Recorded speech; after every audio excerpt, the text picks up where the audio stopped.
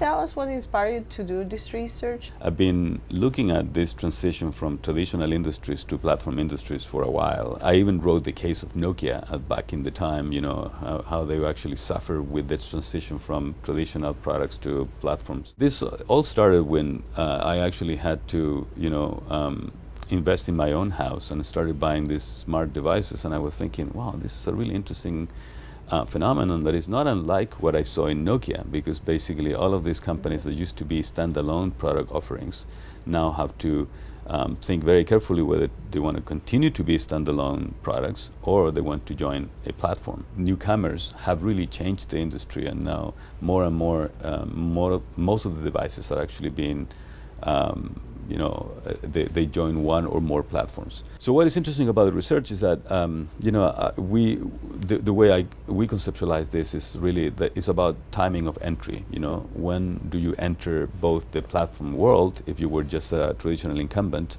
and then once you enter the platform, you know, by joining one platform, what do you make? How do you make decisions about the timing of entry into other platforms, which we call multi-homing? In your context, what would be an example of a complementer and a platform in this context? Right. That's a good question. So for instance, you know, let's take thermostats. Okay, so Honeywell was the traditional company selling thermostats in the U.S. Thermostats for houses were basically something that you would put there.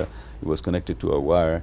And actually will speak with your, you know, senses the temperature and will speak with your boiler. Basically, will connect to your boiler. What happens today is that, you know, Honeywell got surprised by other newcomers like Nest and Ecobee, and which are companies that are now associated to platforms. They have not only their own app to control the temperature, but also they talk to the platform, and therefore you can actually operate them through, say, for instance, you know, an Alexa or a Google speaker, and that actually became very challenging for Honeywell. If you actually look at Honeywell 5 years ago, they were the #1 thermostat in the US. Yeah. If you look at today, they're not even in the top 3. So it's the decision that a lighting company makes whether to join Alexa, for example. Yes, or Nest, or Wink.